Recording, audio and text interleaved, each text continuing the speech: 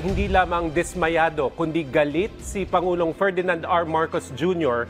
sa resulta ng ginawang inspeksyon sa reinforced concrete river wall project sa Barangay Piel, Baliwag, Bulacan. Ayon sa Pangulo, sobrang galit ang kanyang naramdaman nang makita ang sinasabing proyekto na nagkakahalaga ng 55 milyong piso na basean niya sa record ng DPWH ay completed o tapos na nitong Hunyo. Pero walang proyekto ang naitayo. Giit ng Pangulo, walang trabahong nangyari para sa sinasabing reinforced concrete river wall project na anya ay malinaw na halimbawa ng ghost project sa rehiyon. Kaugnay nito, inihayag ni Pangulong Marcos Jr. na economic sabotage ang kanilang tinitingnang kaso na posibleng isampa sa mga mapapatunayang dawit sa mga ghost flood control projects.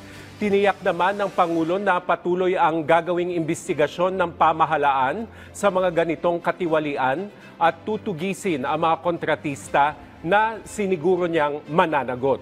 Kaugnay nito, hinimok ng Pangulo ang publiko na ipagbigay alam sa pamahalaan ang anumang maanumalyang proyekto sa kanilang lugar sa pamamagitan ng sumbongsapangulo.ph.